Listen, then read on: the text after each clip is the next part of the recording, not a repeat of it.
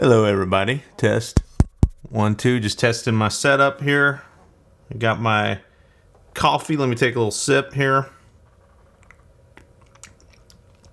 Ooh, that's good. So, whole new setup. I got my dad built this amazing bookshelf for me, bookcase or whatever you want to call it, for my birthday. I turned 40 recently. Yippee. When they say that 40 is just a number, yeah, right. Like the second. Oh, hold on. I forgot to turn on this little light. There we go. Get more fill light on this side of my face.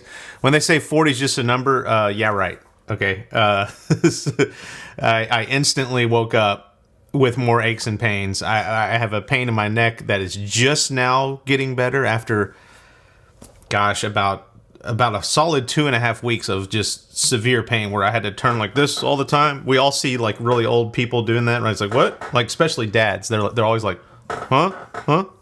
There's a really great Vine from a guy named Grill Guy that or it's not, did I just say Vine? Okay, guys, I'm 40. There's a really great Instagram from a guy called Grill Guy. I'll put it in there now.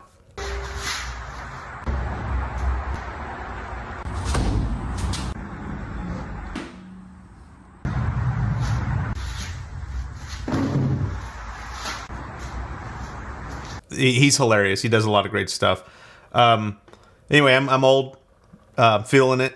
But mentally, I still feel at least 87. But so I wanted to take a little break from my very intense episode that I'm doing right now. I got this whole set up. By the way, I had to rearrange the whole room because of this bookshelf, and I like it better. There's much more room back here.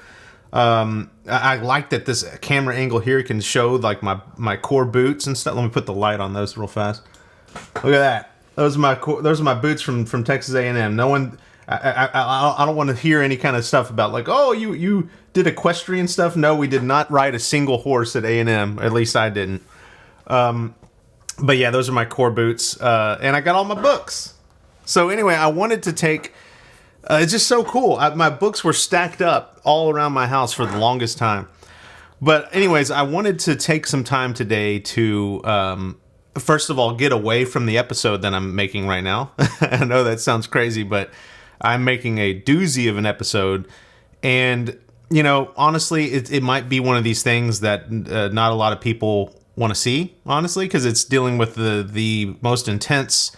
Trust me when I say it's and I make this claim just about every time I make a episode that it's the most intense subject matter imaginable, y'all. Well, I say that in a lot of episodes, but you don't see it. Like, you hear me talking about this stuff. In this episode coming up, you're actually going to see it. I have found examples in art and film and all this other stuff where what I've seen or experienced on my psychedelic experiences comes close enough, right, because my problem is I can't get you to see what I saw. And the only way I can do that is to show you a movie, right? And so that's what this episode coming up is about. It's like taking stuff from different movies and different art. And this, I even threw some AI generated stuff in there because after all, it's 2023. Every YouTuber worth their salt has to have that in there.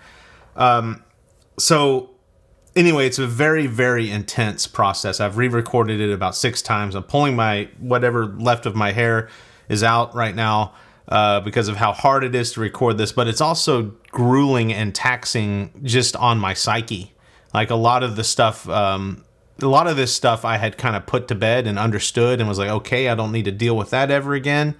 You know, all the evil stuff. But having to dive back into it is... It's a little depressing. I've literally cried several times, and one time like full on sobbing. So I wanted to take a little break from that terrifying stuff, nightmare material. Okay, and so what we're dealing with here, y'all, is gore beyond gore, carnage beyond carnage. It's taking a human body and smashing, ripping, tearing, and pulverizing that human body into something completely unrecognizable, okay? Hamburger meat, basically. And I had a thought. Let me take another sip here. By the way, I have this cool like teleprompter and everything now. It's great. You'll be able to tell that I'm speaking into the teleprompter. It is still very natural, but right now, obviously, you hear me pause a lot, and I'm, speaking over myself sometimes and interrupting myself, and I'm looking at this camera more and such.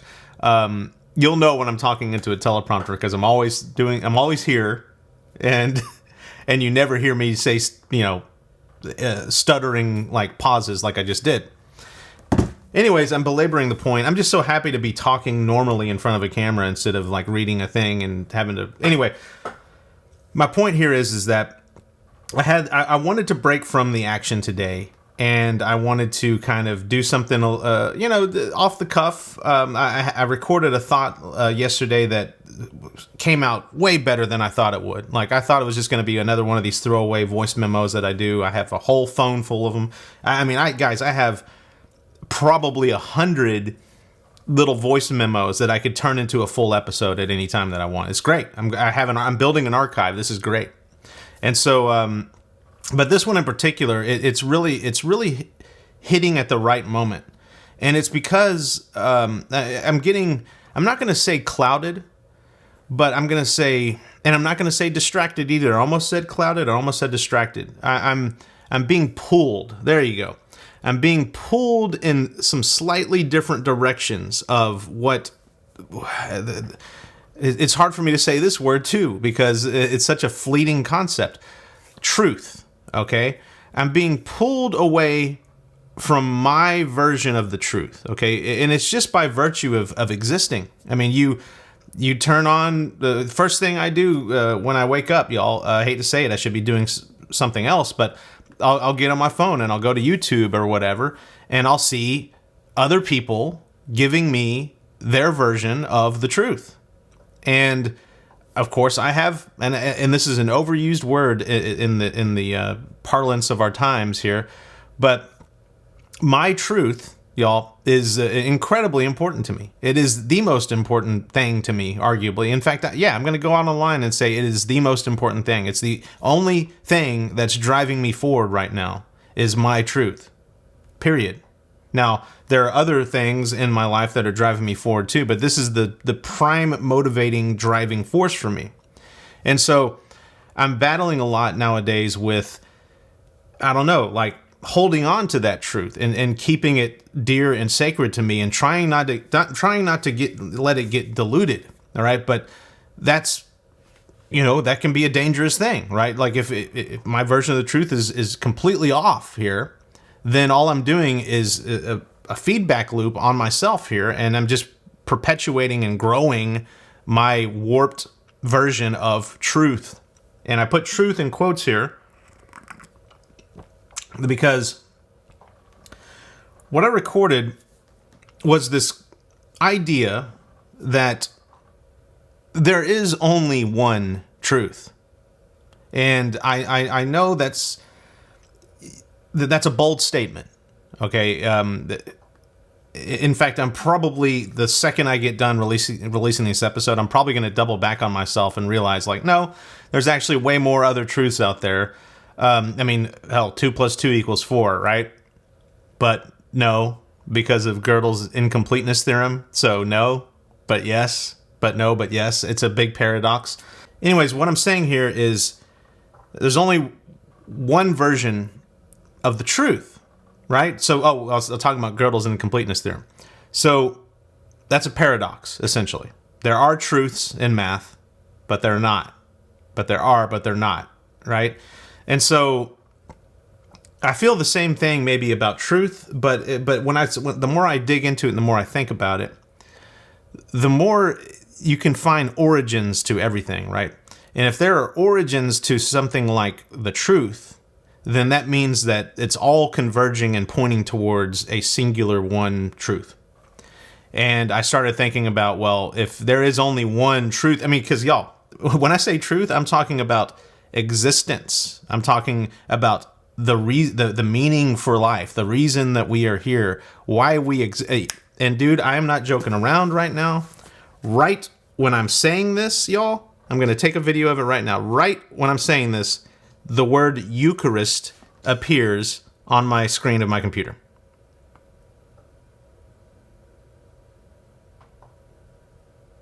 This is happening in the moment. You are seeing it right now. This computer program that does words of the day, I looked it up because I thought that maybe it was going off of voice recognition or whatever, like it can hear what you're saying, and I was like, oh, it has an algorithm, and if it hears you speaking about stuff, it will program in a list of words that are pertinent to what you were talking about. No, unless there's hidden stuff out there that that unless they hide that coding from us, or then the answer that I found anyway is no. That's not how it works. That's not what they do. Why would they do that anyway? Why waste the manpower and stuff on to rise or cause to hover in air, especially by means of supernatural or magical power? The word levitate came up. I'm just seeing if it's pertinent. Eucharist, y'all. Eucharist. Anyways, do you see what I have to do? And again, someone can look at this and say, what's the big deal? It's just a freaking word on a screen, Gosh. Anyways, here I am speaking about the truth. The one truth, right? Amazing. There is one version of the truth. And if there is one version of the truth, one real truth, because I'm talking about existence, I'm talking about the meaning of life, I'm talking about salvation and damnation here, y'all. And there's got to be one version of that. There's got to be, because you can keep digging to try to find the origin. It's like, well, that's the answer. It's like, no, well, what if there was something before that? Okay, well, you keep going back and back and back. It's kind of like the Big Bang. It's like any cause and effect in our universe right now started with the ultimate cause and effect, which was the freaking Big Bang. Okay? That was the single thing, the single focal point of truth for the physical universe. I think that's a very similar thing. There can't be a billion answers as to why existence is the way it is and why we are the way we are. And is there an afterlife? Is there not? Is there heaven? Is there hell? Like all this stuff. Y'all, there's got to be one. There's got to be. And so if there's only one, that means that we are all probably wrong. I hate to say that. And this is where we fall back on something like faith. But if there is one truth, there is a damn near infinite amount of lies. Okay? And that's the seed I want to plant for you right here. I don't want to cause you to freak out on that notion. But I did record something yesterday when I was just sitting on my couch chilling, and the thought came to me that I want to play for you now. You're not going to be seeing my pretty face right now when I'm playing that. But yeah, here we go. Just digging more into this concept of one truth versus damn near infinite amount of false truths out there. Okay, so here we go.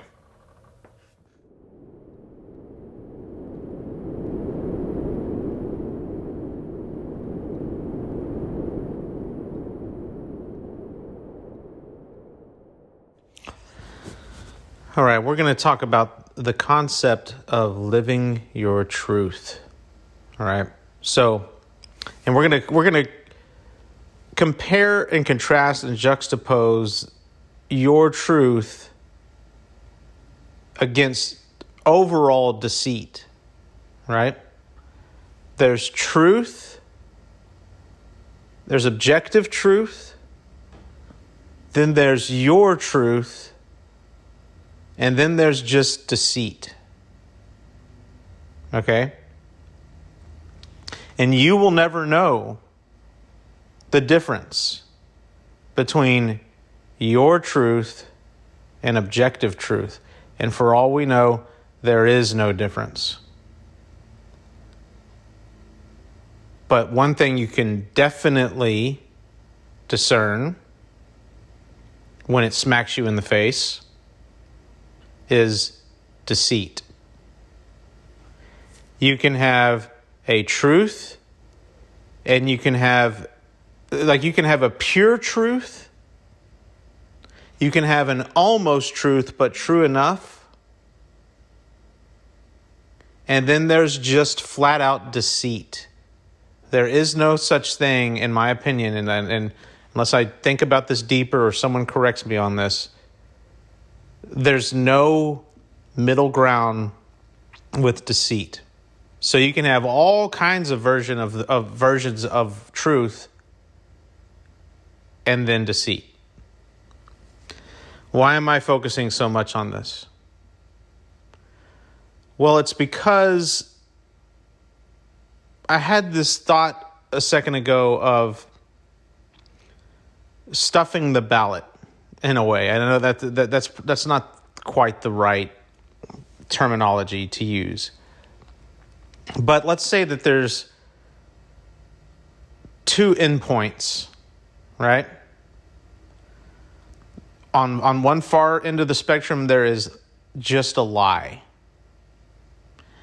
On the other far end of the spectrum, there is truth. Far less people, this is so hard to try to articulate here. Far less people are going to be trying to screw with the lie than they are going to be screwing with the truth. And what I mean by that is, if something is objectively true, it is objectively, or no, if something is objectively true, it is subjectively dangerous. And so if you have ill intent, if you don't want someone to figure out the truth, then it behooves you, it's in your best interest to go and wedge your own version of that truth into that other end of the spectrum.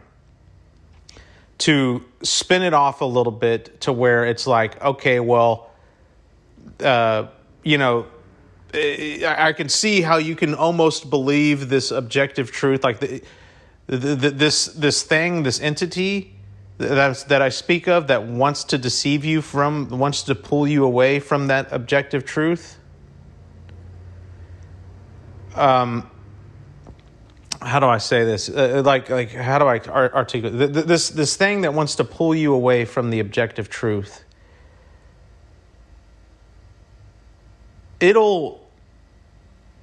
Man, this is so hard to conceptualize and articulate.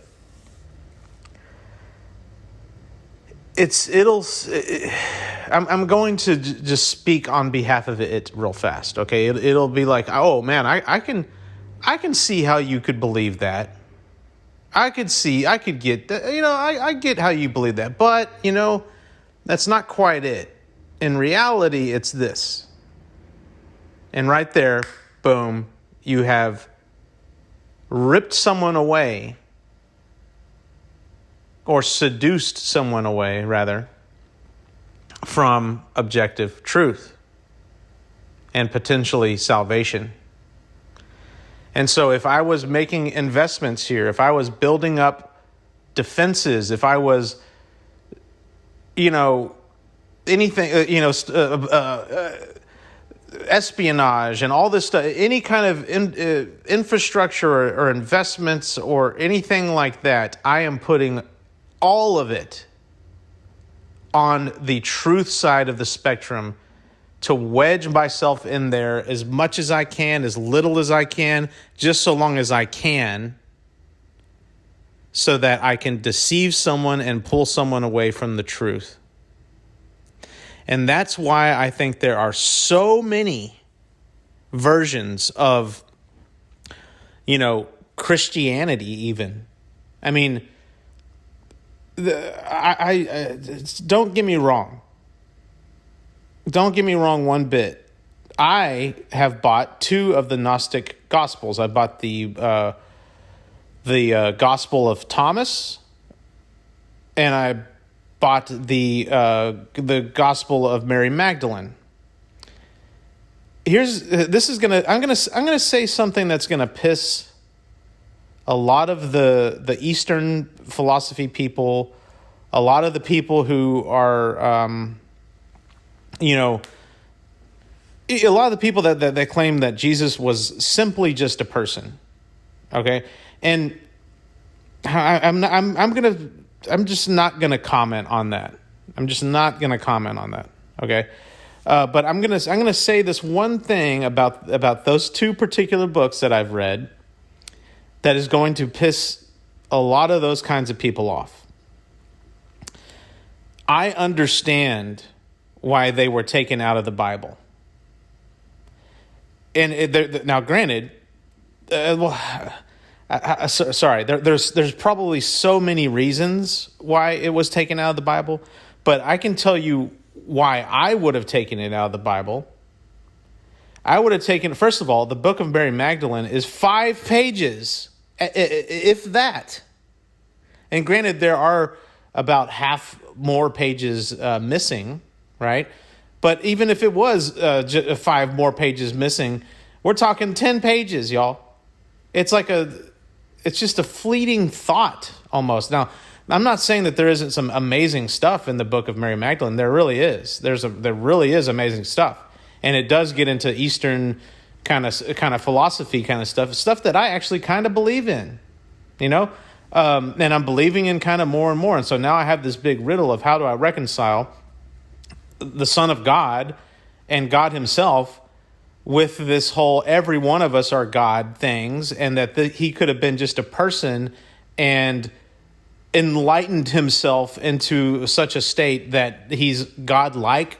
But I guarantee you go around to most of the Gnostic people, most of the Eastern Buddhist people, and say Jesus was an actual spiritual phenomenon. Like, if he wasn't God, then he was like Elohim level kind of angel kind of situation, and that he didn't enlighten himself up to that level. He just was that humbled down into flesh form. They would say, hell no. They would disagree with you. And so they do this balancing act where they say that they really, really love Jesus. Jesus is a really cool guy. He preached nothing but love and all this other stuff, and love, love, love, love, love, love, love. Everybody loves love. But on the other side of their mouth, they will, say he's just a man. And they'll throw out fornication and stuff, and how he went to India and all this other stuff. And I'm like, guys, like I don't know, man. And maybe I'll go read those books and find that out. And maybe I'll even agree with it. But I don't know, y'all. And maybe it makes sense that for Jesus to be a better representative of the human race, that he should have been able, or that he should have done human stuff like have sex or whatever. The whatever he did during those missing 33 years, y'all. If it really came to light that Jesus did do a lot of, earthly stuff, like he had to shake hands with sin, like we all do to survive. He had to have sex. I guarantee you he ate a meal once or twice that was like, this is delicious. When you think that something is delicious, you are walking the tightrope of gluttony, y'all. That's exactly what I was taught by God on my ayahuasca trip I had a couple years ago, was that evil snakes its way into us through the most innocent and most unnoticeable of channels. It's when you don't expect it. It's that, that donut tasted amazing. I want to go to Shipley's Donuts tomorrow and get a dozen of those and eat them all. Or, wow, you see a girl on the beach, a hot girl in a freaking hot bikini, and you're a 12-year-old boy, and you're like, wow, that chick has a nice butt, or she has some nice boobs. That thought of, wow, that's nice, boom, y'all. You are a barn full of tinder and hay and lighter fluid and gasoline and anything flammable that you can imagine, and a simple thought like that, spark. Anyways, what I'm getting at here is, gosh, I go down these tangents. What I'm getting at here, gosh, I went way down a tangent. I now need to kind of reel myself back in and try to figure out what I'm saying. Oh, I understand why they took these books out of the Bible, y'all. The book of Thomas is just quotes. That's it. Now, do I think that's kind of awesome? Yes. Do I think that actually is more realistic than other books of the Bible that depict Jesus's life? To me, the book of Thomas strikes me as something that is could be likely that someone was following Jesus around with a pen and with a quill and a papyrus or a wax tablet and a stylus or whatever. And these quotes in the book of Thomas, like I said, they're all quotes. There's no commentary. It's just quote, quote, quote. A lot of these quotes are like one or two sentences, y'all. There's some of them that are just one sentence. And granted, there are some that are a little bit longer.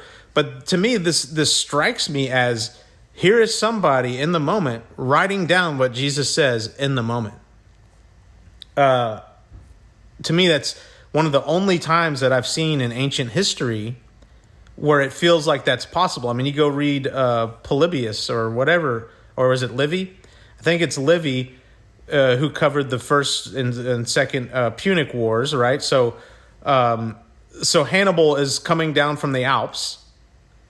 He took his army over the Alps, and he's at the peak of the Alps, and he's looking down over the valley or the whole of the breadth of Italy, and he gives this incredibly Patton-like, speech, this incredible speech. How was there someone there after going through this unbelievably treacherous pass of the Alps, and hundreds of thousands of men dying and horses dying and elephants dying and stuff like that? You're famished. You're probably diseased. You got blisters all over your feet. You got some broken bones or whatever. Are you telling me that there is really somebody there with a pen and paper, a quill and papyrus, or whatever the hell? Are you telling me that there was someone there just capturing all that? Or for all we know, the guy didn't even give a speech, y'all. And if he did give a speech, there's no way that someone would have captured all 10,000 words of it. More than likely, if there was a speech, someone came down and gave a synopsis, and then Livy kind of added his fluffery in or whatever. Or whoever told him that it happened added their fluffery or whatever. Or the speech didn't happen at all. And so to me, the book of Thomas is actually pretty cool in that regard. But see, right there, that's the problem. Right there. It's like, I'm talking about like how much more realistic the book of Thomas and all this sounds. And then I start talking about how, I didn't even mention how realistic it is for a bunch of really misogynistic, chauvinist, chest-beating males 2,000 years ago, or however many thousand, or like 15, whenever they took the book of Mary Magdalene out. Definitely wasn't 2,000 years ago. The Bible wasn't even written, or the New Testament. Anyways, whenever that was that they decided to take the book of Mary Magdalene out, it was done by a bunch of guys, for sure. I haven't researched it all, but surely they didn't let women into the council, whatever the freaking council was called, I forget. Surely they didn't let women in there to decide. So it makes a lot of sense to me that, hey, let's take this out, number one, because it's a woman, and women shouldn't be, when they're offended, they're upset that Jesus would have been so intimate. And by the way, I'm not saying, don't take that as sex, please. Please, no one do that. I don't know, and I don't know if Jesus would have had sex in his 34 whatever years, or I forget how old he was when he died. I don't know. And so, but regardless, when I say the word intimate here, I'm talking about intellectually and emotionally intimate. Why would the Son of God pour all this knowledge into a woman instead of us? Kick it. It must be wrong. Kick it out. And so, to me, right now, all I'm doing is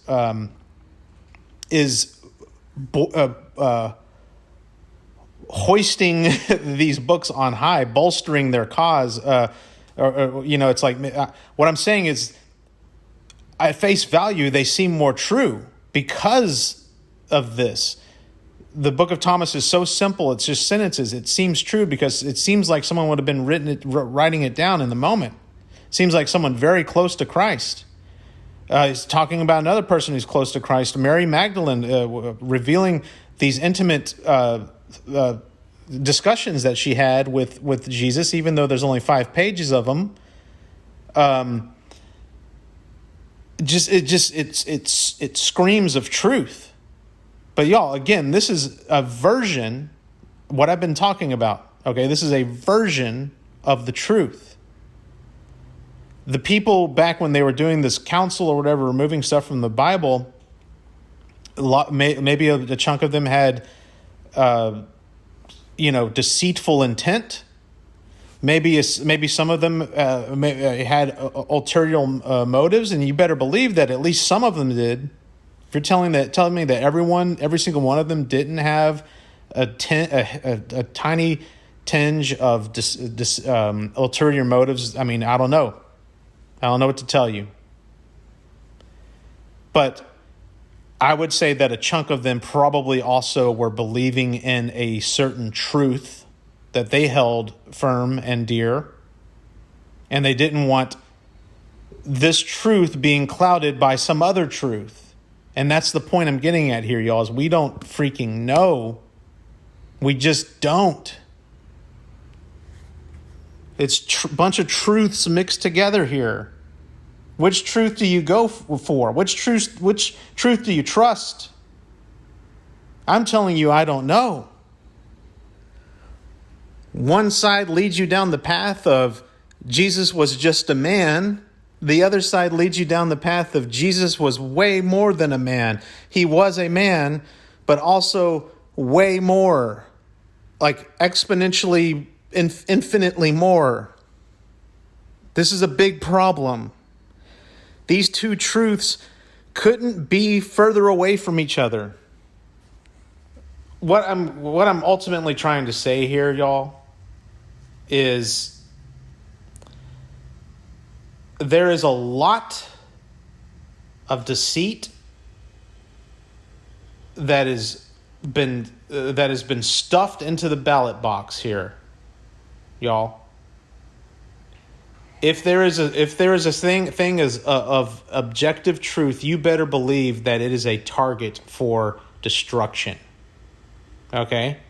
And it's not something that can be destroyed. Objective truth is objective truth, but you can deform it. You can distort it, or not. You really can't. Objective truth is objective truth, no matter what. But what you can do is you can put diversionary things around it that lead it off to something that looks kind of like,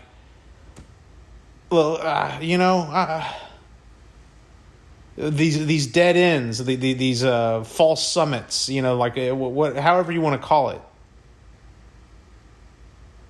And so whenever anyone is out there talking about objective truth, or this is what happened, or this is how the universe works, this is how God works, this is who and what Jesus was, understand that the ballot box is being stuffed like a mofo with dead ends, offshoot, false summits, bridges to nowhere. Okay. And it's hilarious. It's almost proof that God is real because there are so many of these, diversionary measures and these different forms of the truth. To me, if there is God, and if this whole Satan story is true, which I firmly believe now, having kind of come face to face with him and honestly found him in myself. And by the way, I think he's in all of us. And so, but again, this is one of these truths, right? But I don't think that the devil would want to stuff the ballot box with that. So there's something to think about.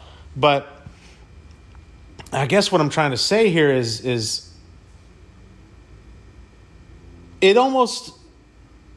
it's the devil's way to pull us away from the truth, but because there are so many things pulling, he's almost tipping his hand.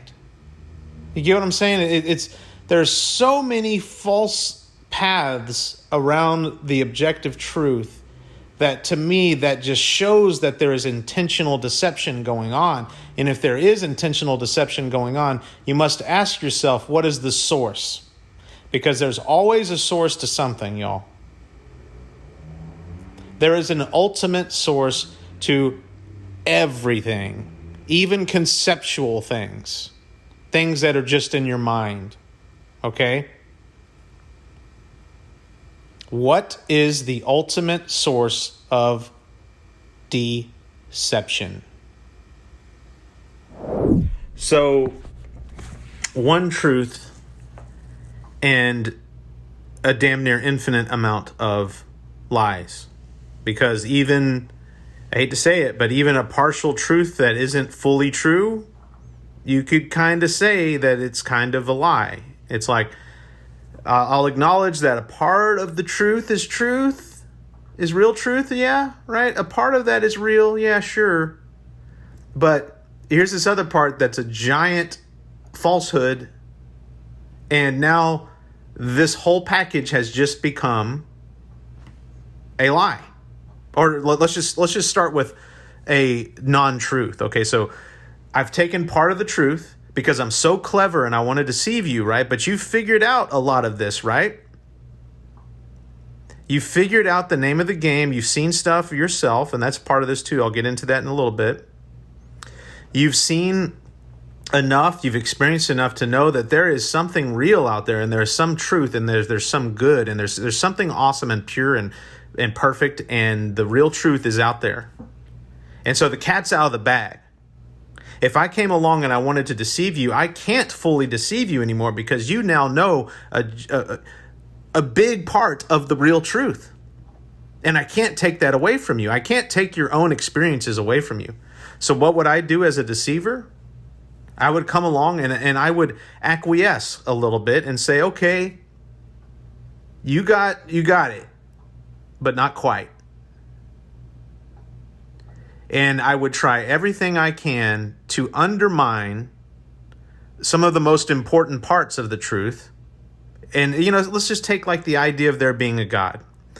If I was a great deceiver and I wanted you to not believe in a God, then I would just pound that into your head your whole life, right? But you can't stop experience. And so let's say that you have a God experience that cannot be taken away from you. Now as the deceiver, I'm like, oh shit, I can't take that away. So I will meet this person halfway and say, yes, okay, yeah, there's a God. You're right, there is a God. But shame on him. Because look at all this bad stuff going around, around you. God must be an a-hole. Or, hey, yeah, there's a God, but you know what? And this is where it gets very, very delicate, y'all. Because now we're getting into stuff that I myself have experienced and know to be true. But for all I know, part of this could be all deception as well. We don't truly know. Truly.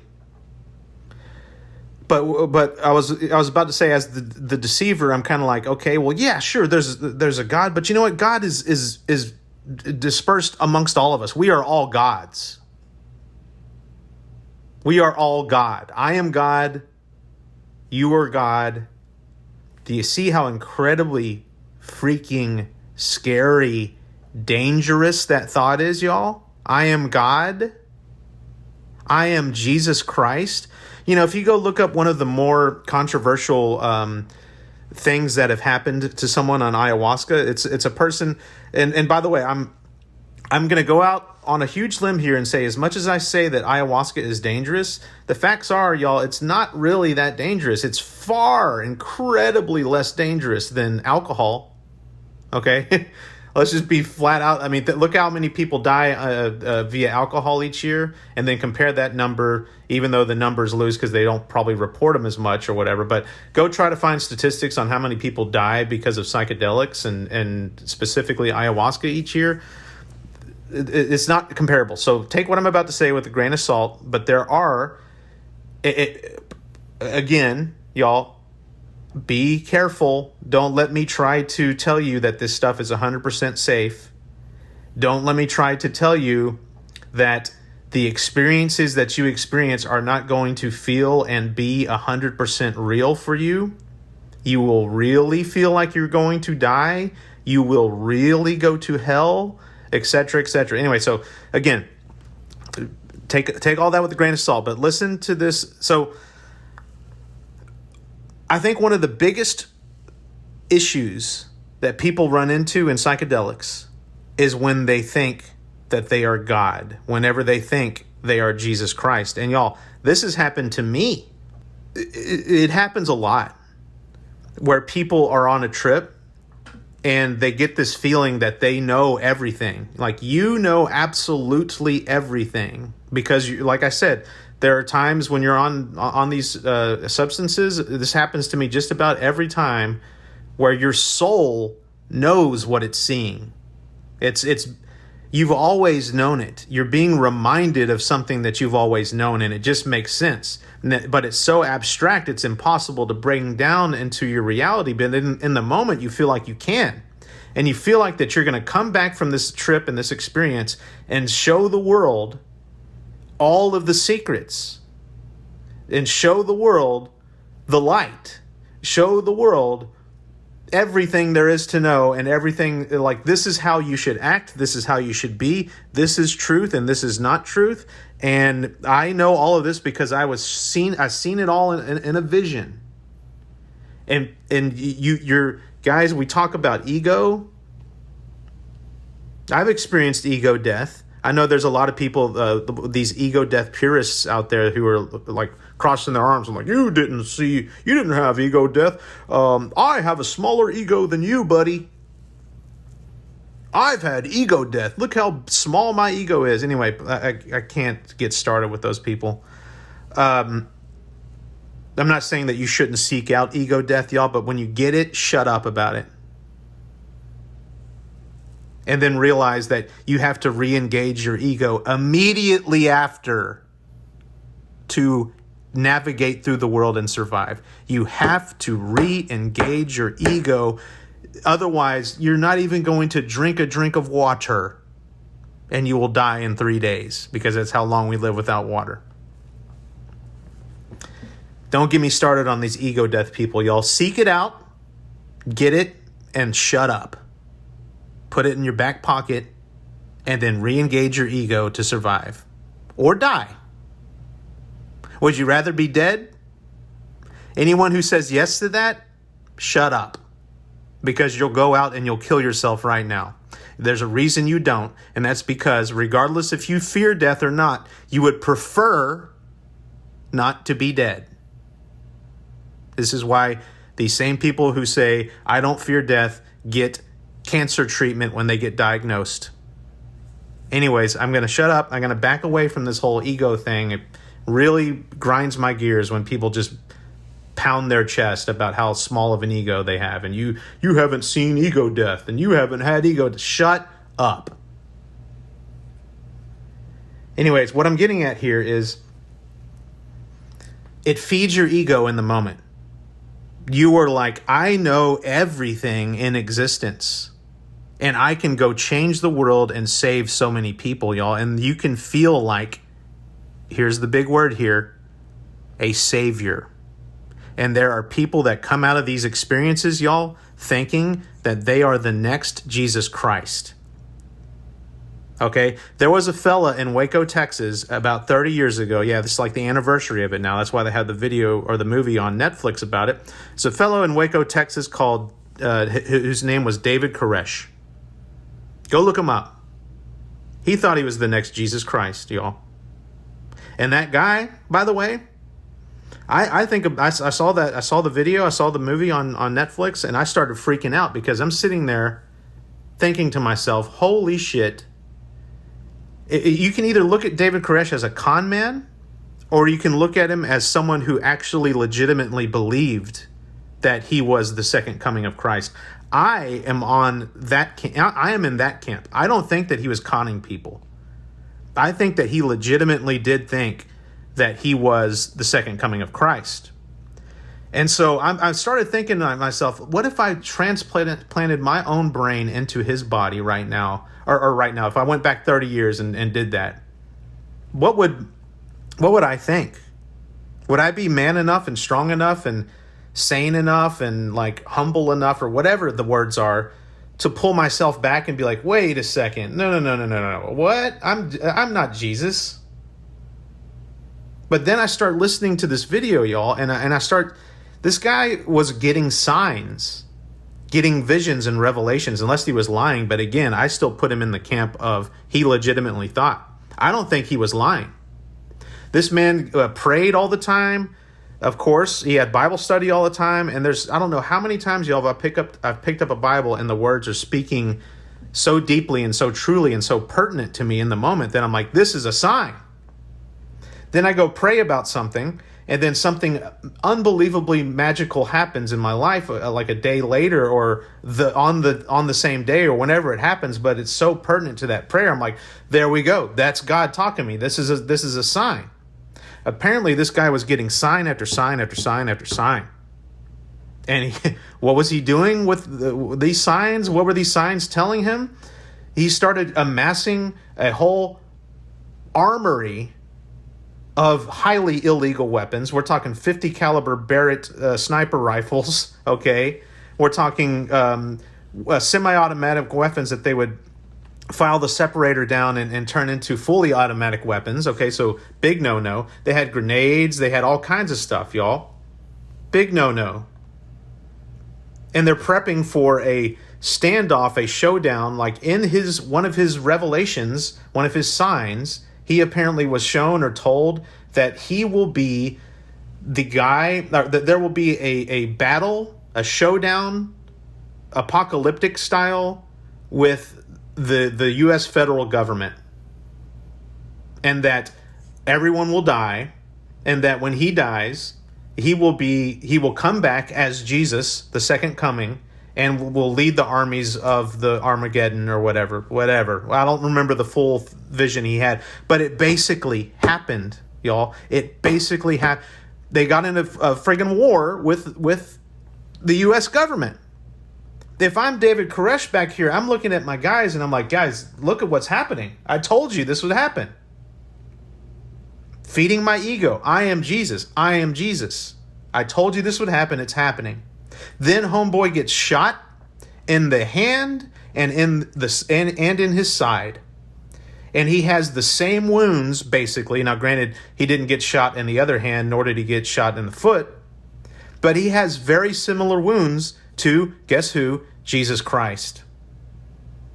And so I prayed to God when I was watching this documentary, and I said, God, how am I any different from David Koresh? And what I mean by that is I'm so all up on signs right now. Y'all, I've changed my life. I've quit my job. I quit my job, this amazing career. I had a friend the other day who was almost laughing at me.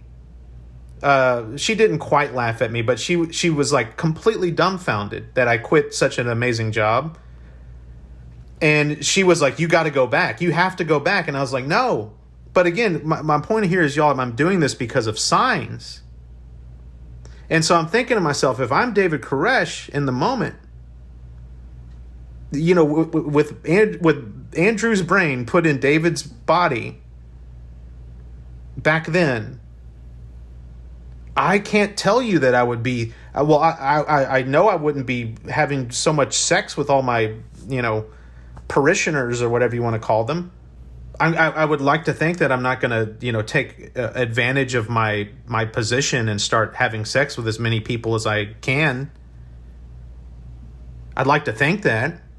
But who knows? That temptation, y'all. Most of the Roman emperors who turned out really bad, it's written down, unless this is all part of a narrative that they want to show you to tell you that people start out good and end up bad when given a whole bunch of power.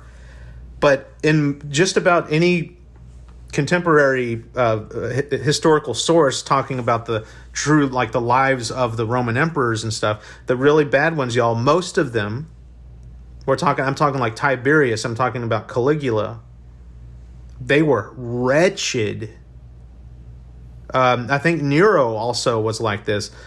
They started out and unbelievably humble, unbelievably caring and giving and sweet stand-up people. And they all evolved into murderous, sex-crazed, rape-crazed, tyrannical, murderous asshole villains. Okay? Who's to say that I wouldn't turn out the same way? I don't know. I'd love to think I wouldn't, but anyways, guys, I'm getting so off here. There's a point that I went down into David Koreshville here, but it's very important, y'all. I would be thinking probably the same shit. And I'm looking at these wounds on my hand and my side, and I'm like, holy crap, this is synchronicity. What an amazing synchronicity. And then I go forth and cause 80-something people to die a fiery death in an inferno, including children. Okay? And I don't want to give away any spoilers. Go watch. Well, I am going to give away a spoiler, but I'm going to warn you now. I'm spoiling the ending of this series on Netflix. The FBI sniper on the hostage rescue team, when he said he saw the building burning down and it was so engulfed in flames, he abandoned his post and went down to just survey what happened. And he said that it was an absolute pit of hell moment. He said the apocalyptic overtones were so intense. He was talking about walking through the ashes and smoldering embers of this structure that had just burnt to the ground and still kind of is on fire, and there's smoldering embers, and he's in all the rounds, all the bullets and stuff that they were storing were cooking off and exploding. And so he was like, this is a very dangerous area to be. The rounds are exploding everywhere, and I'm walking through embers, and I'm stepping over human skulls and human femur bones and rib cages and stuff like that. And he was like, and stuff was raining down on my face, and I didn't know what it was until I looked up, and stuff started landing in my hand, and I started seeing that it was burning pages of the Bible. There were so many Bibles in that building.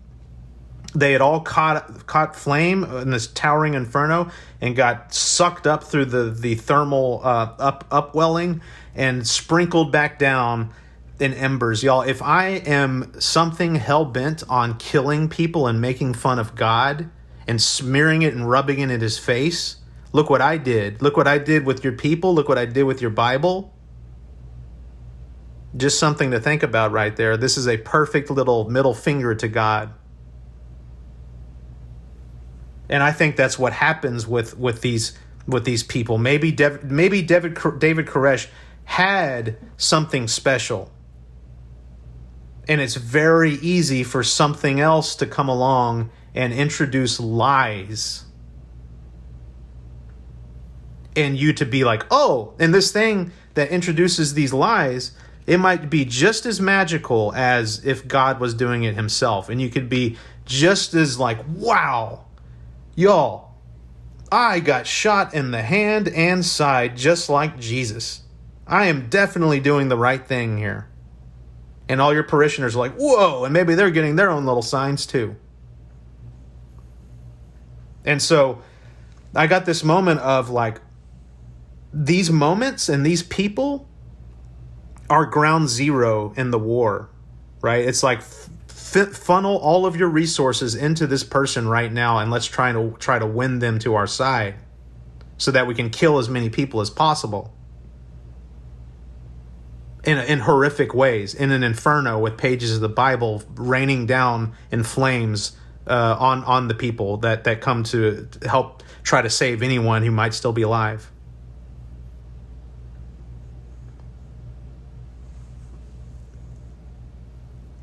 Terrifying stuff, y'all. And from what I know of spiritual warfare, I look at that incident and I'm like, yep, that was ground freaking zero in the moment, in America at least.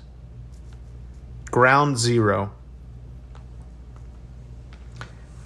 But my point here, y'all, is you come away from these experiences sometimes feeling like you have all the answers and you are the one. And going back to the guy, this ayahuasca incident, it's like one of the few. I think there's a couple people that there's a record of them going to the Amazon and doing ayahuasca and dying. One person, they had like a major episode and had health problems, where cardiovascular issue, heart problems, when he shouldn't have been taking ayahuasca. Okay. And he took ayahuasca, had a very incredibly bad trip, and freaking had a nervous breakdown, a panic attack, a heart attack, and died. Another incident that you'll find is a fella who came out of his experience thinking that he is Jesus Christ. And he came into the little shack or office or whatever you want to call it, where the head shaman was for this little, shaman ayahuasca retreat village thingy. Came in there with a gun and said, "I am Jesus Christ," and wanted the shaman to acknowledge that he was Jesus Christ, or that he was going to shoot and kill him. Well, I don't know what happened. No one really does, but he shot and killed the guy. And then I don't know how this guy got killed, but he got killed too. Either he shot himself. I'm pretty sure he shot himself, but he died too. Okay. Yo, this is not something that Jesus Christ would do. This is not something that Jesus Christ would do. There's another video I saw where this guy is high on something, presumably, or he's just psychotic and had a psychotic episode, who knows, but he is driving down a residential road going about 70 miles an hour, like top speed in his car, screaming at the top of his lungs, "I am Jesus Christ," and then wrecks his car, and I think he kills someone. I think he either kills himself or someone else. I don't remember. But again, we got someone saying that they're Jesus Christ. Hey, don't need this. Come on, let's go, bro. Let's go. Now you taught me to drive. Watch me go now. Let's go. I'm enraged. I'm Jesus. I'm descendant of God. And you lock me up. I'm getting stronger and stronger by the second.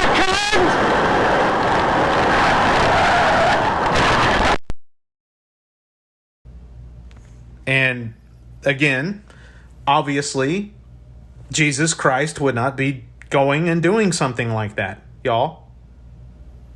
So there is something, in my opinion, conceivably, right, that is okay, is comfortable. Maybe this thing grits its teeth a little bit and has to put up with the pain and anguish of having to deal with it, but can still deal with it.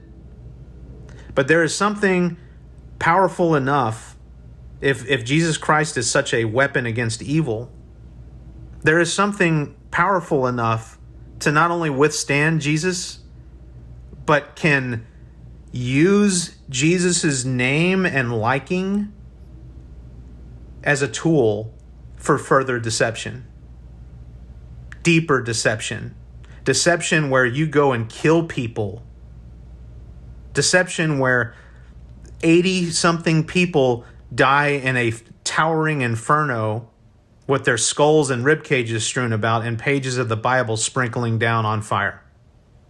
Big middle finger to God. Giant middle finger right in God's face. And why doesn't God step in and handle this situation, y'all? I don't know. That's why you constantly have to take a self-stock, take inventory of yourself and think to yourself, could I be being deceived right now? Am I doing the wrong thing? Take a litmus test your litmus test should be like this. Are my thoughts and or actions either calling for death, or are they sexy in terms of like, hey, this is like, I don't know how to put it. It's like the death is like a sexy element of your teaching and your philosophy. And I say this now, and I'm starting to get scared because I myself just got done doing a couple episodes talking about how death is beautiful. And I still hold true to that. Because I have my version of the truth, and that's what's so scary, y'all. You cannot take truth on blind faith. You have to draw upon experiences and test out this truth, and then you kind of say that because you get bombarded with all kinds of truths, y'all, or supposed truths. Again, there's only one truth. The rest of them are partial truths that are like, okay, I'll give you a little bit of this because you know, but there's this that you haven't thought about, and blah. And that whole package right there is a lie. But what my point is, we get bombarded with all these truths, quote unquote truths. It's impossible for you to know which one is real unless you have an actual real experience yourself that coincides and lines up with one of those particular truths. And then you're like, well, I know this one seems more true because I've experienced this. And then you continue to live, and you continue to refine your experiences, and you continue to have experiences, and you start to refine the truth that you are seeking and whatnot. And you just hope that at least you should reflect on and hope that you are in the right stream of the truth, and that it is the real truth. Because again, I firmly believe that there's only one. But regardless, we have to. Someone can't just come up to you with the Bible and say this is true. And guys, I'm sorry, guys and gals, I'm sorry. Anyone who just takes that on blind faith and says, okay, I don't know what to say to you, other than, oh gosh, because this is delicate. Because I'm now kind of one of these people who now believes in the Bible. Don't get me started there, y'all. Don't get me started. I have a whole thing about the Bible. Don't get me started. But I'll tell you what I am doing with the Bible. I'll tell you that much for sure. Is you can call it cherry picking all day long. Call it whatever you want to, y'all. But there are things in the Bible that resonate with me that I'm like, yep, I've experienced that. I've seen it. I've experienced it. And not just on a psychedelic experience. A lot of this stuff, yes, I have. But a big chunk of it is integration, synchronicities that happen thereafter, but mostly integration. And you know what integration is, y'all? Integration is just life. It's just living. So I cherry pick, you better believe, because I'm formulating and building my own truth, and we all do that. We have to do that, y'all, because we don't truly know the real truth. The ballot box has been stuffed with lies for millennia. And here I come along. I think I have a fresh new perspective on this. I don't know. I haven't read all the literature out there. There's nothing new under the sun. I'd like to think that I have some fresh new ideas here, but more than likely I don't. But even if I did, all I'm doing is putting another ballot in the ballot box, y'all. I don't know if what I'm pursuing is truth or not. It sure as hell feels true to me, though. And this is all I got. And so why do I sound so angry and so scared right now? I sound so angry and so scared because I'm on the precipice I think, of inviting in a whole slew of other truths that I'm going to have to play a chess game and so that it doesn't invade and take over my truth. And this is, honestly, y'all, I hate to say it, this is the biggest reason why I don't go to church. I don't go to church because here's the ego coming out. I am talking to, oh gosh, I need to stop and back up there.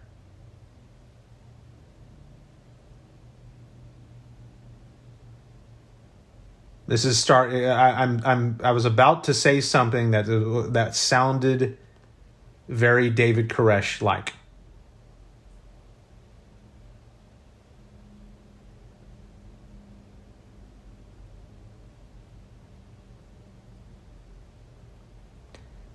That is scary. Whew.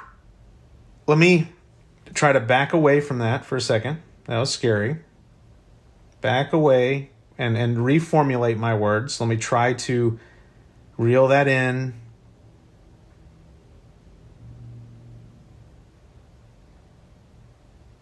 Whew. What I'm trying to say here, y'all, and I'm going to try to say this to where I don't sound like the second coming. Okay? There's no freaking way. I don't want, if those words ever come out of my mouth, y'all, find me and kill me. I have seen what that man went through, y'all. On my 10th trip, trip number 10, Beyond Infinity, I saw what that man went through. And all these people saying that he was just a man, sure, okay, half of him was a man. Well, here's the thing, God is infinite, right? So his whole self, all right, 100% of him is man, but he's also 100% God. He's the perfect messenger.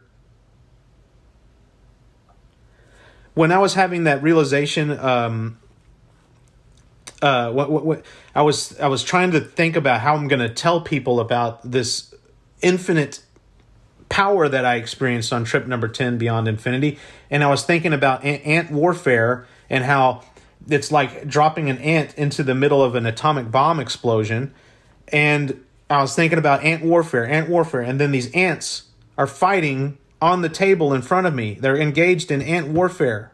Happened right in front of my face. That's one of the most amazing synchronicities I've ever had. And I didn't want to see these ants kill each other. One was getting the better, the other was about to rip its head off. Or bite its head off with its mandibles, whatever you want to say. But I had this moment where I wanted to break the ants up. And I started to bring my finger down to break them up, and my finger's so big, and I'm so powerful and strong in comparison to them, that I was like, I could kill both of them just trying to help them. And then, furthermore, even if I was successful in breaking up this fight between these two ants, I'm a human with human logic. They are ants with ant logic. I have this higher moral value system or whatever that these ants can't even come close to accessing. And so if I am that ant and I have, a higher intelligence level, because an ant isn't capable of this line of reasoning or whatever, but regardless, if it could, let's say that I am successful at breaking up this ant fight. If I'm one of those ants and I'm really pissed off at that other ant because it's obvious, because I'm trying to bite its head off, I'm going to look up at this insanely powerful, majestic, celestial being that just broke up this fight. And I'm going to say, hey, bud, really cool, but you have no idea what it's like to be an ant. Look at you. You're so far removed from what it's like to be an ant. You cannot come in here and try to break up this fight. You can't pretend like you know what ants are all about. This guy did this to me, he did that to me, and you start willing out all of the ant reasons and ant logic why you need to go kill that thing.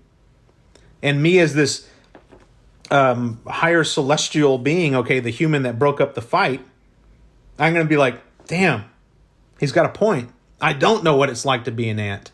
Geez, wouldn't it be great if I had something that was like half ant and half human that could speak their language and knew their culture perfectly and could go down and he's the one who breaks up this fight? And I imbue him and empower him with all the powers that I have so that these ants will take pause and be like, oh crap, we better listen to this thing because it's performing miracles?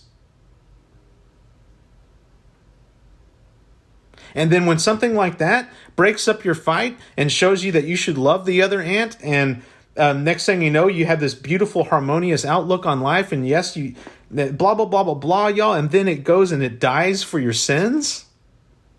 It doesn't die for the best in you. It dies for the worst in you. It says, I know all of the bad things you've ever done, and I'm going to die for you because of that. It swallows all of the worst possible things that can happen in ant culture. The equivalent of genocide and rape and all this other stuff. It swallows all of that. Everything bad that you've ever done. The worst, darkest secret that you have. And it swallows all of that across the entire past, present, and future of all humans who have ever lived, are living now, and will ever live. Swallows all of it. Y'all, I'm telling you that I didn't really believe it until I saw it and felt it myself.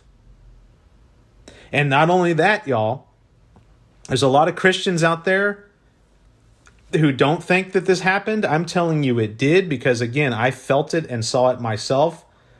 Homeboy didn't just get tortured and killed for your sins, but playing by the rule book of what God has set up, apparently. I don't know exactly how it all works out.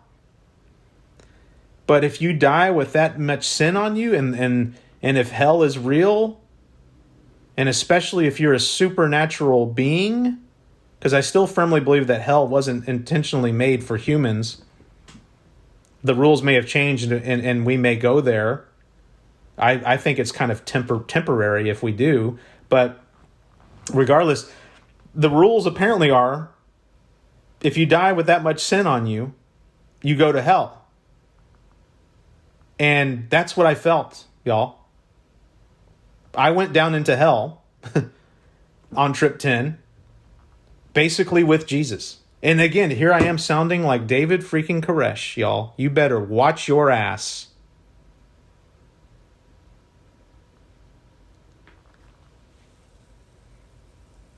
Watch your ass.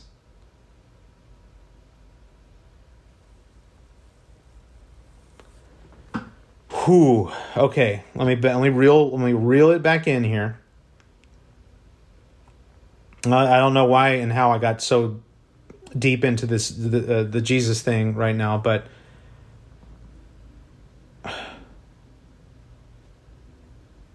my point here is to me, Jesus is, it just makes total sense. There's so many people out there that are like, I think it's messed up that Christians celebrate the death of Jesus. Well, y'all, maybe some of them do for the wrong reasons, but I'll tell you why I celebrate the death of Jesus. Celebrate's kind of the wrong word, by the way. Let's just forget the word celebrate. It's understand, like a deep, profound understanding is really what I'm talking about here. And the reason why I have a deep, profound understanding, appreciation is really the real word. Why I have a really deep and profound appreciation for Jesus dying So first of all, Jesus knew that he was going to die, period. That's the only way this makes sense to me. And he died because that's the only way that you can be taken seriously. Like, death is the ultimate thing in life. Everything we do in life, y'all, is to stave off death. Everything. I don't care what anyone says. Sorry, you're wrong. Sorry. That we survive so that we can not die. Period. Just about everything you do in life is survival. And so we don't, even if you're not afraid of death, you would prefer not to. Everything is about death. And so if Jesus didn't die and went and retired as a sheep farmer somewhere or had an orchard or something, I don't know what, people would forget him. They'd be like, oh, okay, well, he wasn't that serious. I mean, he's a sheep farmer and died happy. Died with a big old smile on his face. If Jesus didn't die, everyone would always question how serious he was. Death is serious, y'all. If you don't believe me that death is serious, then you don't believe that we exist, because it's all about survival, and humans would not be here if we didn't care about death. We would not care enough to run from a saber-toothed tiger back when we were cavemen, etc. I could get into this whole thing. I'm not going to. I'm sorry. I think I've talked about the same thing so many times. He died for a reason, and that's because we needed to know how freaking serious it is, y'all. What's going on, the stuff I saw, y'all. You better believe it is the most serious thing you can possibly imagine, and then multiply that by 11 billion. How serious was Jesus? He was so serious that he got tortured and killed intentionally. He knew it was going to happen. But that's not it. For all you people out there, it's like, oh, death's not a big deal. Or me even, like, death's beautiful. All Jesus did was sign up for this beautiful thing. He knew it was going to be beautiful. His little joke got tied up in a pretty little bow. No, because Jesus also went to hell. And I'm saying this from my own truth, y'all. I'm not saying this because I read it in the Bible or anything. I didn't even know it. I had no idea that Jesus, that's part of the narrative, like for Catholics and other, sects, by the way, sects, sects of Christianity. I had no idea that was part of the narrative. I would never have guessed that. Jesus going to hell? Are you kidding me? But that is my truth, y'all, because I experienced it.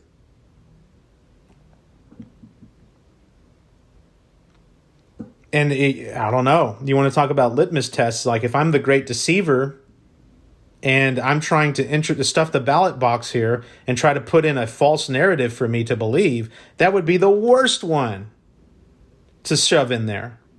Hey, let's get Andrew to believe that Jesus Christ really did die for your sins. That Jesus Christ really did go to hell and go down there and kick ass. If I am the great deceiver and I'm over here trying to plant seeds of, dissension and chaos and destruction and doubt and evil and death, right? That would be the absolute worst narrative that I could try to plant and stuff the ballot box in good old Andrew's head. The worst possible narrative that I could possibly do. A savior, someone that will give you eternal salvation and, dying for your sins. It's like you're almost given a blank check here. This is the worst kind of idea I could put in Andrew's head. And by the way, like I mentioned, I want to make a quick clarification. I mentioned Jesus going down into hell and kicking ass. Okay. Like hilarious visual, by the way, but this is what I mean by that. I was talking to a dear friend, one of the probably the only friend who has been there step for step, in lockstep, during my recovery and all these the spiritual awakening, because she was going through the exact same thing at the exact same time, because we both signed up for the exact same ayahuasca thing, the legal way to do it, by the way, at the exact same time.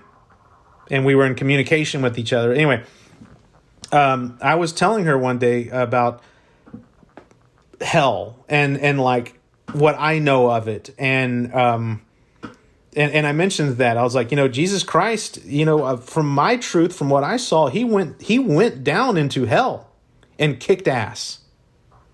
And then right then people are like, oh, he comes down there and starts, punching and kicking and like, or casting things out. I command you in the name of me to blah, blah, blah, blah, blah, blah, blah, blah, blah.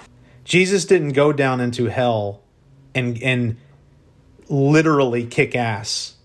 The narrative that would make the most sense to me. Now, I didn't see this. I felt it though when I kind of understood the sacrifice that Jesus had or went through. I got rescued from hell once I understood the sacrifice, but I didn't understand what he did down there. But to me, it would make sense that he would go down there and do what he always did, which is love. Look, some of these wretched beings hell-bent on just chaos and misery, look them in the face and say, I still love you.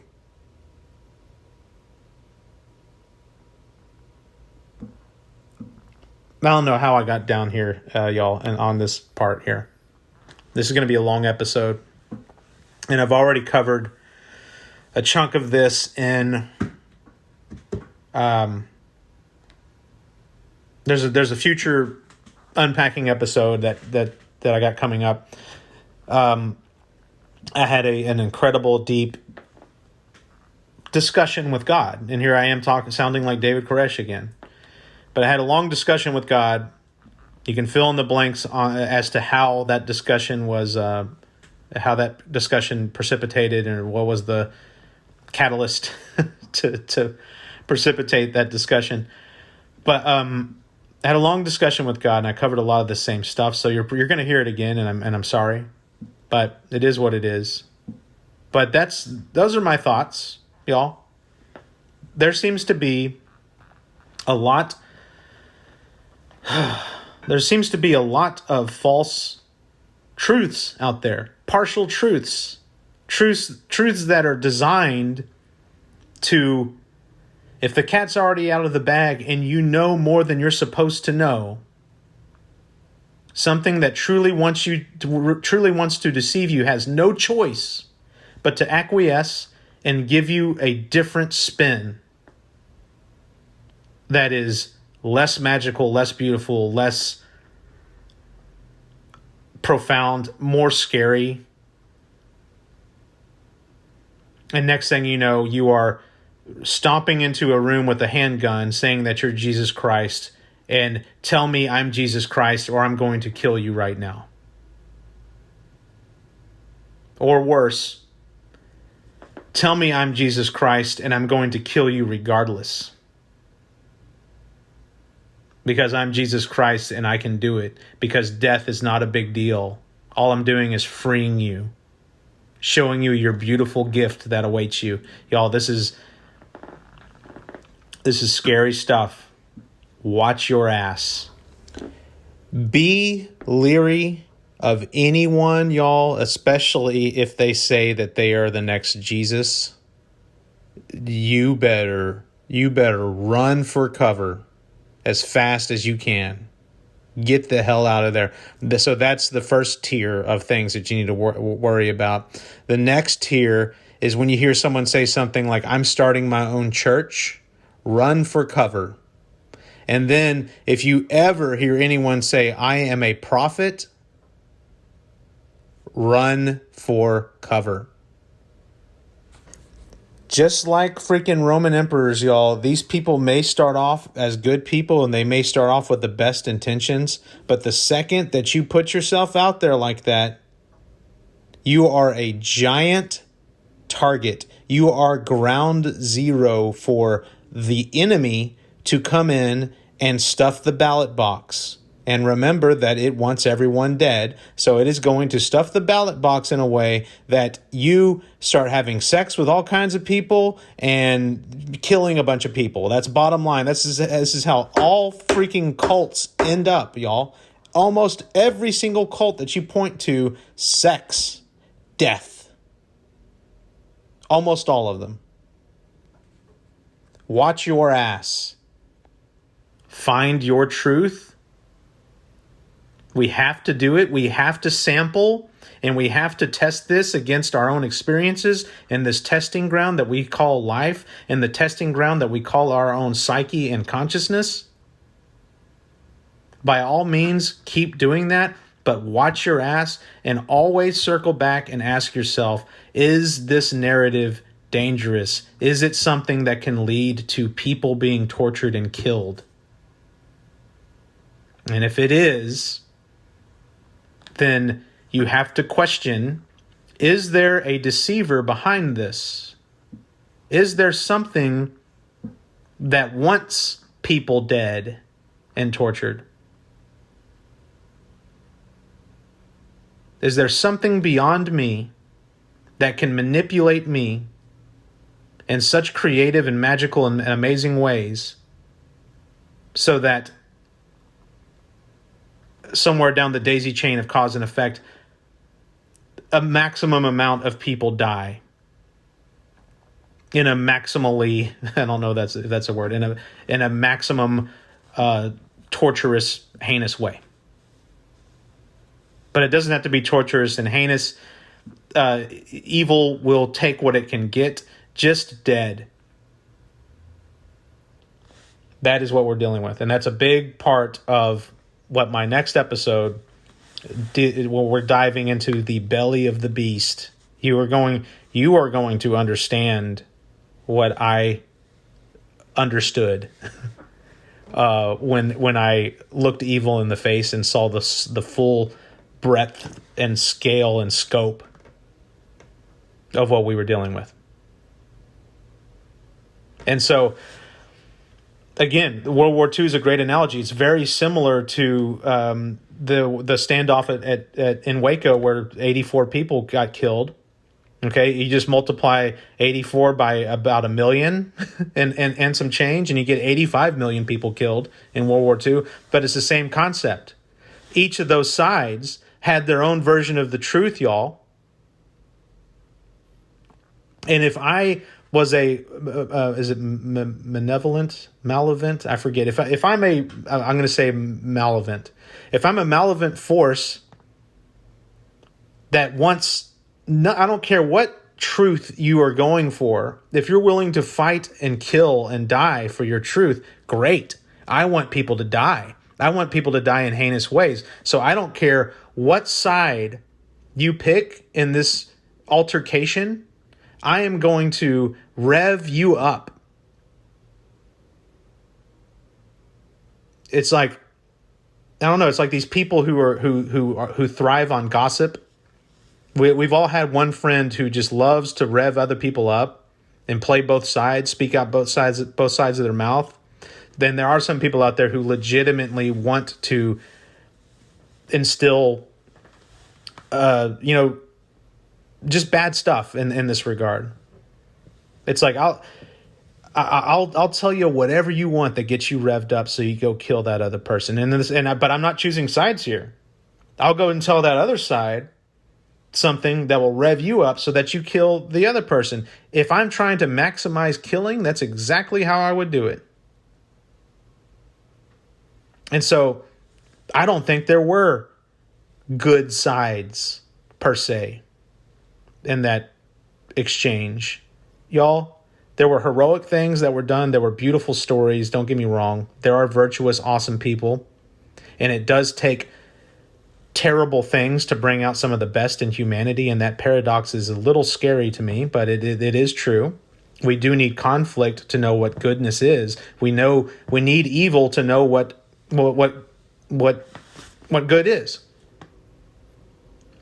And so with all that aside, though, y'all, it was still horrendous, murderous death on all sides. All sides. There is no good there. Are you telling me that you would much rather have a war so that you can see the virtuous sides of humanity than to not have a war and then just have it kind of tepid? You know, the virtuous sides, like the virtuous stuff gets cranked up a lot in the face of such like terrible things. But are you telling me that you would rather have the virtuous stuff cranked up a lot and the terrible things cranked up just as much, so just so you can have that virtuous high? Or would you rather have a kind of middle ground, tepid kind of level of virtue and no war?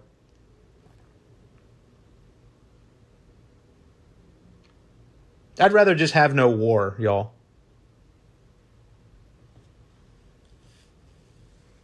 Man, I've really spun all over the place here. All I'm telling you, just to sum up, and I've exhausted everything now. All I'm telling you is watch your ass. Watch your ass. Find your truth, circle back, try to shoot holes in it, listen to other people, fold in what you need to fold in, but always be leery and test it out. But then also watch yourselves on being tested, because you yourself can be deceived through these tests. The ballot box is being stuffed. Watch your ass. Okay, I'm sorry. I know this episode is going very long. I really apologize. But you know what? I kind of don't care.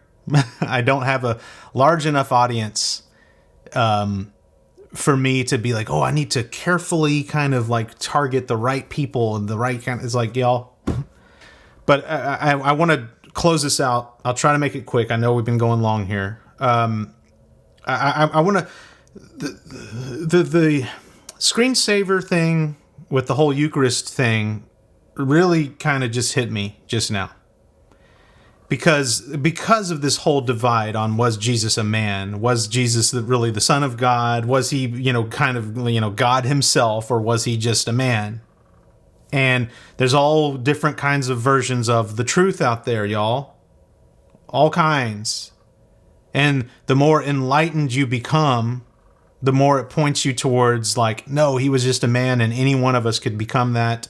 You'd meditate enough and it will happen, basically. And again, you should have your version of the truth, y'all. Don't let anyone try to rip that away from you, but test it and I could be this all could be just a self-fulfilling prophecy here, y'all. But I just had the word Eucharist stare me in the face when I was talking about truth. Okay.